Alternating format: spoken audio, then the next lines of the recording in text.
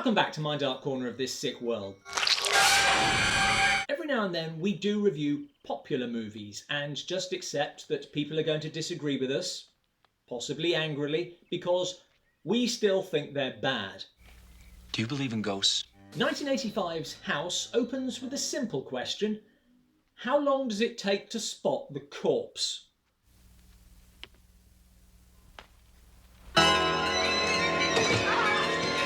After the death of his aunt, writer Roger Cobb moves into her house, even though she hung herself there, even though his own son disappeared there in mysterious circumstances.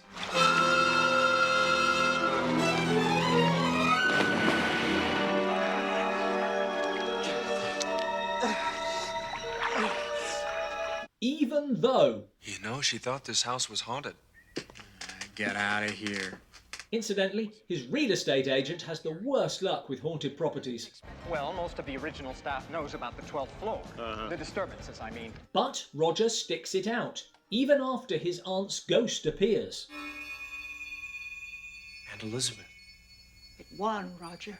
Even after his son's ghost appears. Even after he finds a monster in the closet. Even after he meets his neighbour. Howdy, neighbor. Norm! I'm your biggest fan. No red flags there. Roger is trying to write a book about his Vietnam War experiences, and, based on the flashbacks, he was in the most cliched platoon in the jungle. I am sick of that punk telling me what to do. Now, despite the presence of George Wendt and the absence of any logic in Roger's actions, this has so far been pretty standard haunted house horror. But about half an hour in...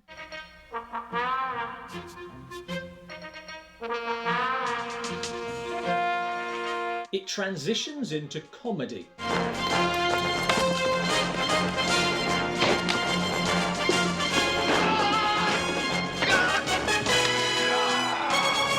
Hey, Raj, what you doing? And while I'm a great believer that any subject can be made comic if handled in the right way, I'm just not sure that Vietnam, suicide and the trauma of a lost child is ideal for slapstick. There are some creepy moments, but they're always undercut by spectacular silliness. Director Steve Miner was best known for horror and was using this film to transition into something else, but I can't imagine what. Take this sequence when Steve's ex-wife Sandy comes to visit. I was worried about you, Roger. But... Sandy.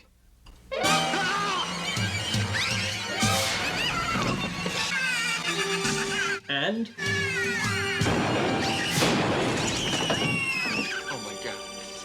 in a horror film, this is trauma, sending the protagonist mad. But here, he hides the body from the police, because obviously this won't leave any blood, and they won't conduct a search. It was the house that did it. Now, this was a ghost rather than Sandy, but the film doesn't confirm that until the end. More importantly, nor does Roger. If you thought you'd accidentally killed someone, wouldn't you make a phone call to check? I must be going crazy. When the monster returns... did the house just accidentally kill its own minion? I wouldn't blame him if he said to me, it's no good, no good, it's no good.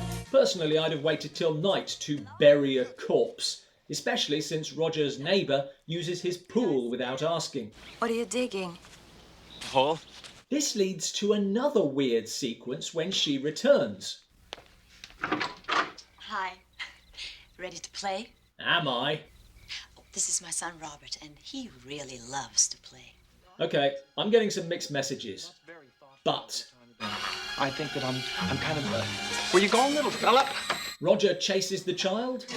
I gotcha. Drags him into the toilet. And emerges with him crying. Here we are, Mom. Is everything okay? Oh, yeah, Doesn't look good, and yet... I'm kinda Great. busy I tonight. need a babysitter, and I'd really appreciate it. And I thought the creepy weirdo I met while he was burying a body and who instantly jumped on my son would be ideal. Robert? Well, Roger, you've lost another one. Ready?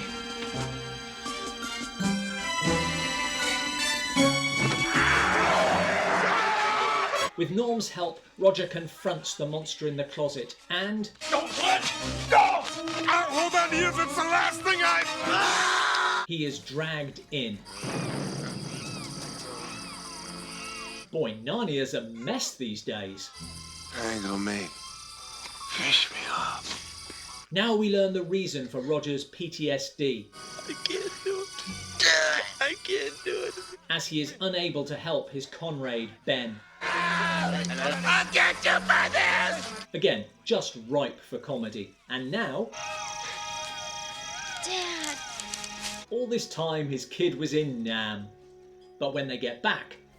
Sucker! Ben is waiting. You did this.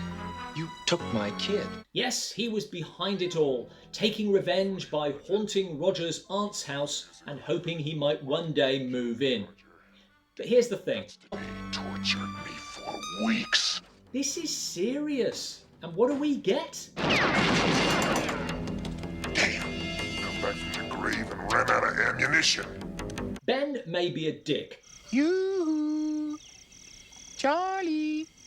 But Roger is clearly scarred by his actions, and he never has to confront those demons. All he has to do is beat him. Beat you! And this goddamn house! Somehow. No! No! Sucker!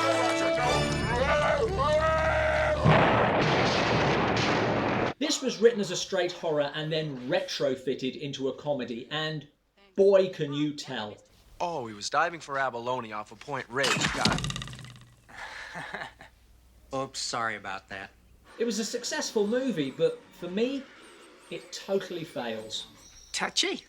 Thanks for watching. To see more ghost movie reviews, click here. What popular movies did you not like? Your unpopular opinions in the comments below.